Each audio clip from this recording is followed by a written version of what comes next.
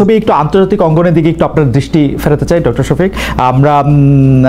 আমরা জানি যে মধ্যপ্রাচ্যে বিশেষ করে ইরানের উপর ইসরায়েলের আক্রমণ এবং তার প্রত্যুত্তরে ইসরায়েলের উপর ইরানের আক্রমণের পাল্টাপাল্টি যুদ্ধ চলছে, যুদ্ধ পরিস্থিতি চলছে। যুদ্ধ যদি এখন নাও চলে, সেই যুদ্ধের ক্ষেত্রে বা এই আক্রমণের ক্ষেত্রে বাংলাদেশ সরকারের যে অবস্থান সেটাকে আপনি যথেষ্ট মনে করেন কিনা? মানে আমরা প্রত্যেকবারই দেখেছি যে বাংলাদেশ সরকার ঐতিহাসিকভাবে প্যালেস্টাইনের বন্ধু এবং ইসরায়েলের এই ধরনের আক্রমণের নিন্দা জানিয়ে থাকে। এবার কি তা যথেষ্ট মনে হয়েছে কিনা আপনার কাছে, ডক্টর শফিকুর রহমান? ধন্যবাদ। প্রথমেই আমি দুঃখ প্রকাশ করি এবং যে সমস্ত নিরীহ মানুষ বিভিন্ন দিকের গোলাবর্ষণে আক্রান্ত হয়ে, বোমায় আক্রান্ত হয়ে ইতিমধ্যে নিহত হয়েছেন, আমি তাদের আত্মার মাগফিরাত কামনা করি এবং তাদের পরিবার আপনজনদের প্রতি আমি সহমর্মিতা জ্ঞাপন করি। যুদ্ধ আসলে কোনো সমাধান নয়, যুদ্ধ হচ্ছে ধ্বংসের কারণ। দুনিয়ার যুদ্ধের মাধ্যমে শান্তি আসবে না, শান্তি আসতে হবে কন্টিনিউয়াস ডায়ালগ এবং পরস্পরকে সম্মানের মধ্য দিয়ে। তো যা হয়েছে এটা তো হঠাৎ করে হয়নি, এটা একটা ধারাবাহিকতা। দীর্ঘদিন ধরে গাজার উপর, ফিলিস্তিনের উপর যা আক্রমণ চলে আসছে, প্রতিদিন সেখানে নিরীহ মানুষ, শিশু, নারী, পুরুষ, বৃদ্ধ, অনেক মানুষই প্রতিদিন নিহত হচ্ছেন। আমরা এই বেদনাদায়ক দৃশ্য দীর্ঘদিন ধরে অবলোকন করছি। যাদের মিনিমাম বিবেক আছে তারা এই তৎপরতাকে কোনোভাবে সমর্থন তো করবেনই না, অন্তরের অন্তঃস্থল থেকে তারা নিন্দা করেন, এটাই স্বাভাবিক, আমরাও নিন্দা করি। ইরানকে হঠাৎ করে কেন এই আক্রমণ করা হলো? বিনা নোটিশেই, কিন্তু অনেকটা বিনা মেঘে বজ্রপাতের মতো তাদের একটা স্বাধীন সার্বভৌম দেশে ইসরায়েলি হামলা করেছে। আমরা এটা নিন্দার সাথে সাথেই জানিয়েছি এবং শুধু আমরা না, দুনিয়ার বিবেকবান সবাই জানিয়েছে, এমনকি আরব বিশ্বের অনেকেও এই হামলার নিন্দা জানিয়েছিলেন। তবে ইরানেরও আত্মরক্ষার অধিকার আছে, যে কারো আত্মরক্ষার অধিকার আছে। আত্মরক্ষার স্বার্থে কেউ যদি কোনো ভূমিকা নেয় তাকে দায়ী করা যাবে না, কারণ সে আক্রান্ত ব্যক্তি, রাষ্ট্র কিংবা সংস্থার আত্মরক্ষার অধিকার, এটা মানবতার ইতিহাসে স্বীকৃত, এটা কেউ অস্বীকার করে না।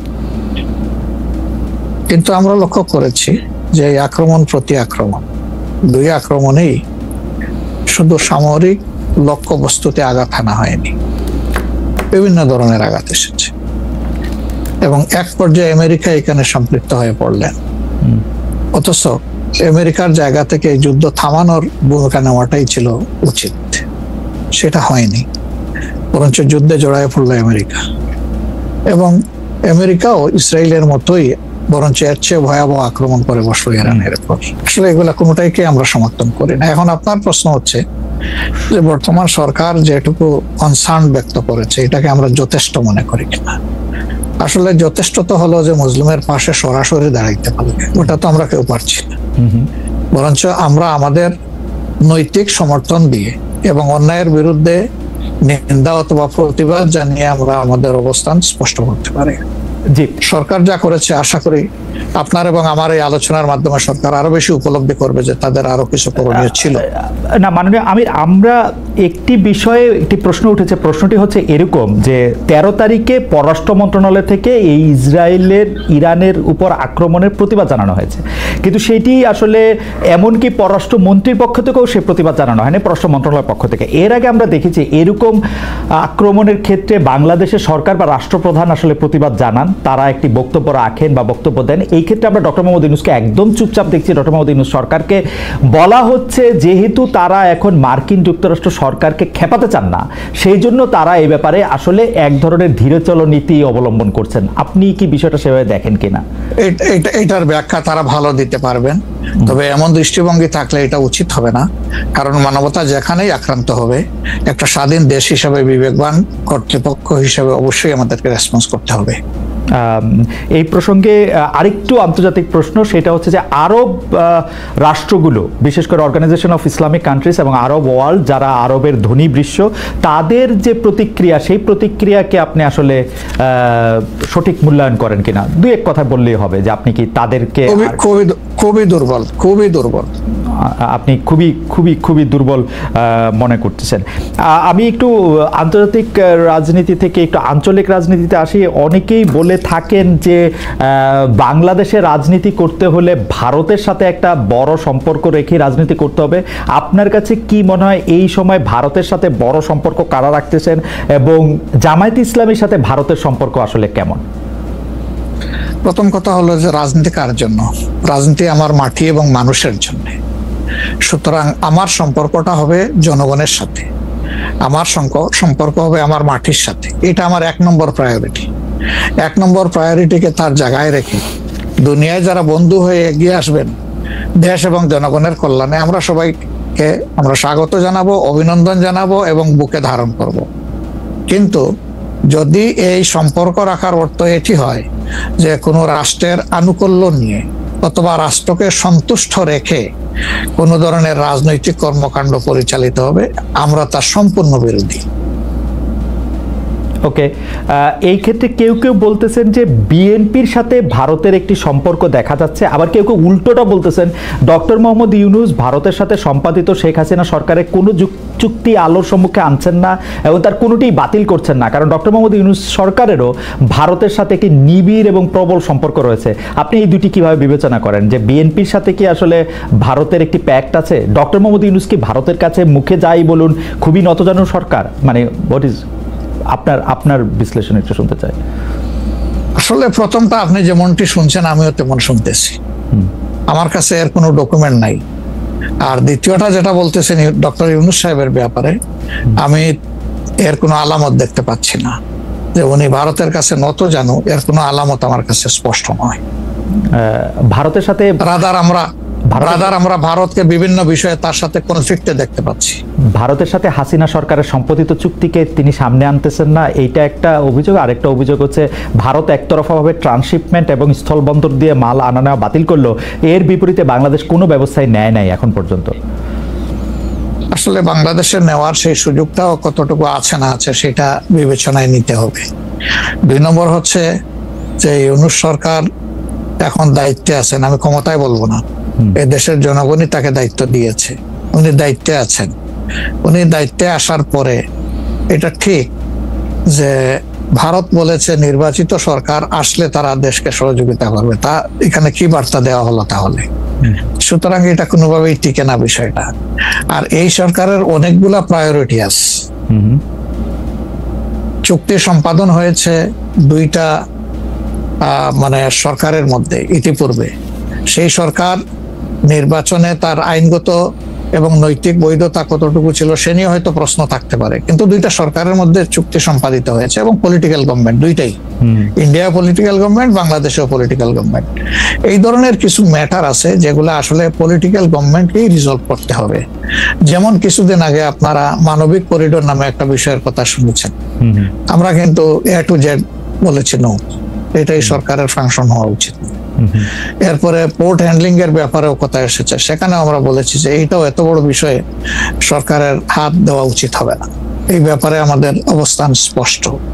সুতরাং তারা আরো যে প্রায়োরিটি গুলো আছে, বিশেষ করে কিছু বেসিক রিফরমেশন না করলে আগামীতে একটা গুড গভর্নেন্সের জন্য একটা গুড সরকার গঠন করা সম্ভব হবে না, একটা ভালো ইলেকশন হবে না, এই বিষয়গুলোকেই এখন মূলত প্রাধান্য দেওয়া হচ্ছে। দুটি বিষয়, রাষ্ট্রের দুটি স্তম্ভ সম্পর্কে আপনাকে প্রশ্ন করব। আপনি এখন এই মুহূর্তে বা গত 10 মাস 11 মাসের ডক্টর ইউনূস সরকারের শাসনে আপনার কাছে বিচার বিভাগকে যথেষ্ট স্বাধীন এবং সকর্মক মনে হয় কিনা? আরেকটি বিষয় ফ্রিডম অফ প্রেস। আমি যথেষ্ট স্বাধীন মনে করি না। যতদিন পর্যন্ত বিচার বিভাগ সম্পূর্ণভাবে আলাদা না হবে নির্বাহী বিভাগ থেকে, ততদিন পর্যন্ত এটাকে স্বাধীন বলা যাবে না। যেমন বিচার বিভাগের একটা ডিমান্ড আমাদের আছে যে এটাকে স্বাধীন করার জন্য স্বাধীন সচিবালয় গঠন করতে হবে, সেটা এই সরকারের একটা অঙ্গীকারের মতোই ছিল, কিন্তু এখন পর্যন্ত সেটা হয়নি। আমরা এটা দেখতে চাই যে অবিলম্বে সেটা হোক। যদি স্বাধীন সচিবালয় কায়েম নাই হয় তাহলে বিচার বিভাগ স্বাধীন হবে কিভাবে? নির্বাহীর অধীনে থাকে তো বিচার বিভাগ স্বাধীন হতে পারে না। এমনিতে আমরা সারা দেশে যে বিচার আদালতগুলি দেখি বা আমাদের যে আপিল আদালত অর্থাৎ হাইকোর্ট বিভাগ এবং আপিল ডিভিশন যে রায়গুলি এই পর্যন্ত দিয়েছে বা দিচ্ছে, আপনার সাথে তো সারা বাংলাদেশের সবাই কানেক্টেড। আপনার কাছে কি মনে হয় যে তারা স্বাধীনভাবে কাজ করতে পারছে, নাকি নির্বাহী বিভাগ আওয়ামী লীগ সরকারের মতোই বা পূর্ববর্তী অন্য রাজনৈতিক সরকারের মতোই প্রভাব বিস্তার করেই চলছে? ইউনূস সরকারও আসলে সুপ্রিম কোর্টের পজিশনটা আমার কাছে আমি প্রথমে আনতে চাই। এখন যিনি প্রধান বিচারপতির দায়িত্বে আছেন তাকে, তার পারফরমেন্সকে আমরা যতটুকু পর্যবেক্ষণ করার সুযোগ পেয়েছি, আমাদের মনে হয়েছে তিনি তার বিবেক এবং তার স্বাধীন চেতা মানসিকতার জায়গা থেকেই তিনি পারফর্ম করছেন। হাইকোর্টের যেহেতু অনেকগুলা বেঞ্চ, সেখানে পার্সন টু পার্সন ডিফারেন্স হতেই পারে, কিন্তু আলটিমেটলি বিচার তো যাবে শেষ পর্যায়ে সুপ্রিম কোর্টের হাতে। এই জায়গাটাকে অতীতের যে কোনো সময়ের তুলনায় আমাদের কাছে বেটার মনে হচ্ছে আপাতত। ভবিষ্যতে তারা কি করবেন সেটা এখনই অগ্রিম বলা যাচ্ছে না। ওকে। আর বিচার আদালতের প্রশ্নে মানে জজ এন্ড সেশনস কোর্ট যেগুলি, ডিস্ট্রিক্ট জজ এন্ড সেশনস কোর্ট যেগুলি আছে 64টা জেলা এবং অন্যান্য ট্রাইব্যুনালগুলি, তারা কি স্বাধীনভাবে কাজ করতে পারছে? আমাদের কাছে যতটুকু ইনফরমেশন, সব জায়গায় তারা স্বাধীনভাবে কাজ করতে পারছেন না। বিভিন্ন আনডিউ প্রেসার তাদের উপরে আছে। এটা কি নির্বাহী বিভাগের উপর থেকে, নাকি এটা জামাতে ইসলামী প্রেসারটা দিচ্ছে বা বিএনপি প্রেসারটা দিচ্ছে বা এনসিপি প্রেসারটা দিচ্ছে? আমরা তো কোনো প্রেসারের পক্ষে নাই। আমরা always in favour of fair justice. আমরা আনফেয়ার কোনো জাস্টিস চাই না, আমরা চাই ফেয়ার জাস্টিস। এখন আর কারা দিচ্ছে না দিচ্ছে, আপনার টক শোতেই আপনি মেনি টাইমস বলেছেন, আমাকে উত্তর দেওয়ার দরকার নাই। আপনি যথেষ্ট জনগণের পক্ষে মতামত ব্যক্ত করার জন্য আপনি বহু সময় এই কথাগুলো রিপিট করেছেন। আমরা কিন্তু এর পক্ষে নাই এবং আমাদের বিরুদ্ধে এই ধরনের কোনো কমপ্লেইন কোথাও নেই। আর যদি ফ্রিডম অফ প্রেসের কথায় আসি, অর্থাৎ সংবাদপত্রের স্বাধীনতা বা গণমাধ্যমের স্বাধীনতা প্রশ্নে আপনার কাছে এই 10 মাসের বিবেচনা যদি চাই বা বিচার যদি চাই, আপনি কেমন দেখছেন যে স্বাধীনভাবে মত প্রকাশ করা যাচ্ছে কিনা? মানে সংখ্যা, যারা সংখ্যায় কম তারাও তাদের মতামত দিতে পারছে কিনা? জি না, সেটা আমি আসতেছি। যদি আপনি in comparison two previous period, that is last 15.5 years, even another 2 years you can add with it. সকল কেয়ারটেকার সরকারের 2 বছর, পরবর্তী 15.5 বছর। অনেক সময় প্রেস আমাদেরকে বলতো, আমরা যখন জিজ্ঞেস করতাম যে এই ধরনের একটা জলজ্জন্ত মিথ্যাচার কেমনে করলেন, ওই যে কিছু করার নাই, স্ক্রিপ্ট লেখা ছিল, আমাদেরকে এটা জাস্ট ব্রডকাস্ট করতে হয়েছে। তো এখন সেই পরিস্থিতি এরকম নাই বলে আমাদের কাছে মনে হয়। তারপরেও আমরা প্রেসের কাছ থেকে বিভিন্ন সময় শুনি তাদের কিছু কনসার্নের জায়গা এখনো বিদ্যমান। কেউ কেউ এখনো তাদের উপরে আনডিউ প্রেসার দিয়ে থাকেন, এটা করতে পারবেন, এটা করতে পারবেন না। এটা যদি থাকে, একটা মিনিমাম রেঞ্জেও থাকে, তাহলে তো আমরা কমপ্লিট ফ্রিডম অফ স্পিচ বলতে পারছি না, ফ্রিডম অফ এক্সপ্রেশন আমরা বলতে পারছি না। এটা কিছুটা যে এখনো প্রিভেল করছে, এটা আমরা অনুভব করি। তবে আমরা ফিল করি যে প্রেসকে তাদের মতোই রোল প্লে করতে দেওয়া উচিত। আর প্রেসের কাছেও আমাদের প্রত্যাশা, তারা যেন সাদাকে সাদাই বলেন, সাদাকে অন্তত ধূসর বানাবেন না, এবং কালোকেও তারা মানে সার্ফ এক্সেল দিয়ে সাদা বানাবেন না। 5 আগস্টের পর এই প্রশ্ন অবশ্য অনেকবার আপনার সামনে এসছে। তারপর আমি আপনাকে বলি, যেহেতু আপনার সাথে আমার দেখা হচ্ছে নতুন একটা ঘটনার পরে, এই প্রসঙ্গে নতুন একটা ঘটনার পরে, আপনি কিন্তু যে কোনো জায়গাতে এক ধরনের সমন্বয়ের প্রত্যাশী একজন মানুষ, ক্ষমা করার পক্ষে একজন মানুষ। আপনি সর্বশেষ যে আওয়ামী লীগের রাজনীতি নিষিদ্ধ করা হলো এবং দলকে আসলে তার সকল কার্যক্রম নিষিদ্ধ করা হলো, এইটা নিয়ে আমরা দেখেছি যে আপনার দলকে যারা সমর্থন করেন তারাও সেই নিষিদ্ধের দাবি করেছেন। কিন্তু আমি আপনার পার্সোনাল মতামত জানতে চাই যে আপনি এটা আসলে লাইক করেছেন কিনা, বা আপনি এটা পছন্দ করেছেন কিনা, বা আপনার যদি একক ক্ষমতা নেয়ার মানে সিদ্ধান্ত নেয়ার, আপনি আপনার একক সিদ্ধান্ত প্রয়োগ করতেন, তাহলে আপনি এটা করতেন কিনা? দেখেন, এখানে অনেকগুলা বিষয়। আমাকে ইদানিং ফরেন মিশনের যারা বাংলাদেশে আছেন, এনভয় বা আপনার রাষ্ট্রদূত যারা আছেন, তারাও জিজ্ঞেস করেন যে ন্যাশনাল রিকনসিলিয়েশনের একটা জায়গা থাকা উচিত কিনা। আমি বলি অবশ্যই উচিত। তবে বিষয়টা হলো যে আমাদের ওন্ড গুলা একদম তাজা, ট্রমা গুলা এখনো মেন্টাল এবং ফিজিক্যাল ট্রমা এখনো বিদ্যমান। হাসপাতালের বেডে এখনো রয়ে গেছে ইনজিওর্ড পার্সন গুলো। শহীদ পরিবারের অনেকেই তাদের আপনজনের লাশও এখন পায় না, লাশের সন্ধান বা কবরের সন্ধানও পায়নি। সো এটা একদম তাজা একটা বিষয়। যেমন আমরা যদি সাউথ আফ্রিকার কথা ধরি, তাহলে ডিকেডস আফটার ডিকেডস এটাকে হিলিং করতে, রিকনসিলিয়েশনে আনতে সময় লেগেছে।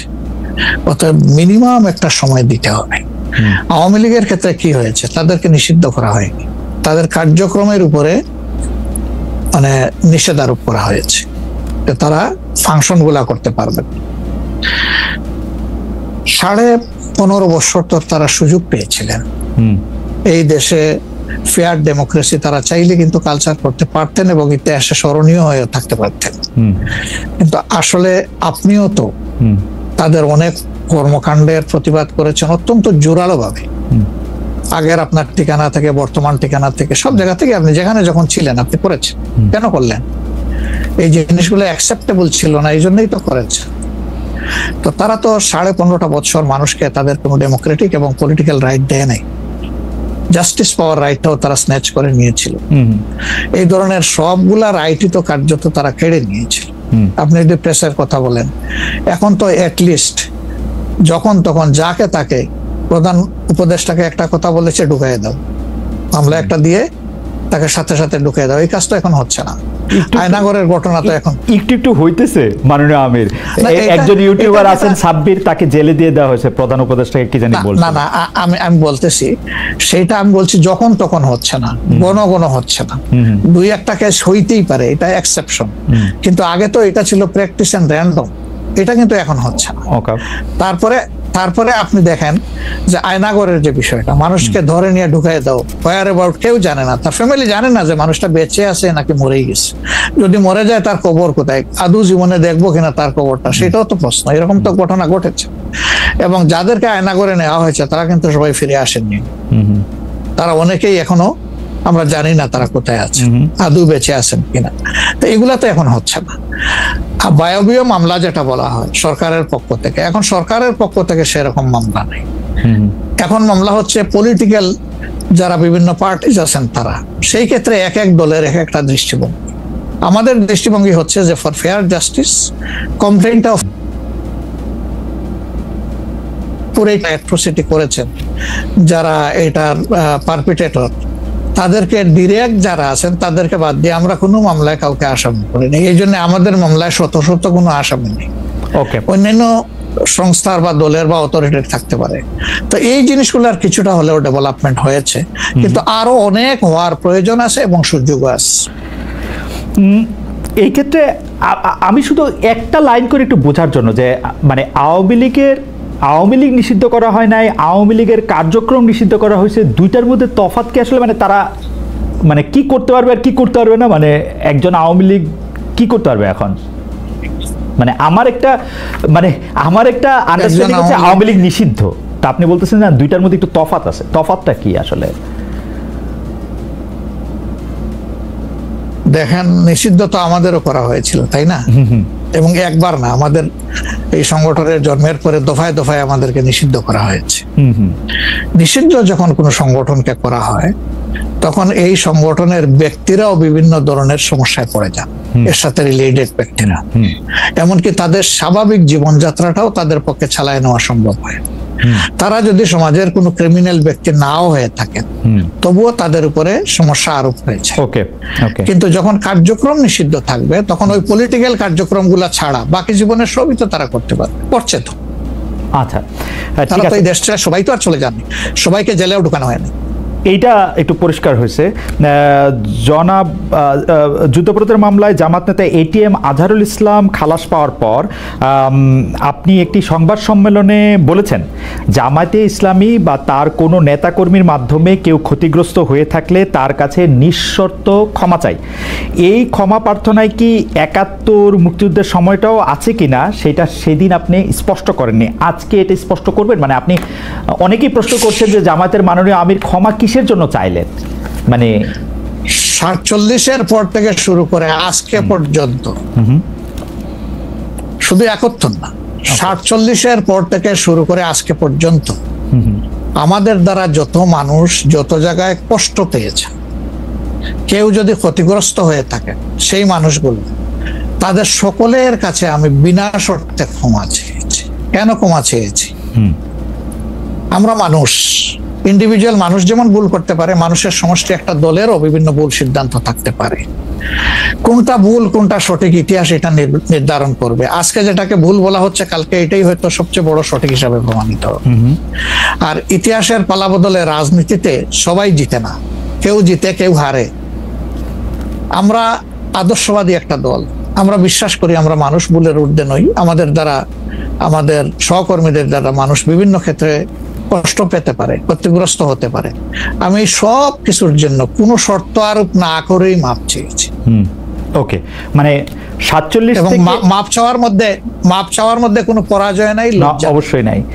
47 থেকে আজ পর্যন্ত যে কোনো কিছুর জন্য মানুষ আপনাদের কাছ থেকে যদি কোনো ধরনের আঘাত পেয়ে থাকে, তার জন্য আপনি দুঃখ প্রকাশ করেছেন বা ক্ষমা চেয়েছেন। এর ভিতরে সব ঢুকে গেছে, কোনো কিছু বাদ নাই। ওকে, এভরিথিং ইনক্লুডেড। আচ্ছা, এবং এটা আনকন্ডিশনাল, মানে অ্যাপোলজি দিয়ে আনকন্ডিশনাল পার্ডন সিক করেছে। এইটা কি ডক্টর শফিকুর রহমান, আমি আসলে যেহেতু আপনার সঙ্গে আমার মানে নানা সময় কথা বলার সৌভাগ্য হয়েছে, মানে পর্দার বাইরে পর্দার ভিতরে, সেটা আমি জানি বলেই আমি আমার প্রশ্নটা করছি যে আপনি যে 71টাকে এই 47 থেকে আজ পর্যন্ত একসাথে বললেন, এর কি কোনো বিশেষ কারণ আছে নাকি? মানে না না না না না না, কোনো বিশেষ কারণ নাই। আমার মানবিক মূল্যবোধের জায়গা এবং আমার দায়িত্বের জায়গা থেকে বলেছি, অনুভূতির জায়গা থেকে। দায়িত্ব এবং অনুভূতির জায়গা, বিশেষ কোনো কারণ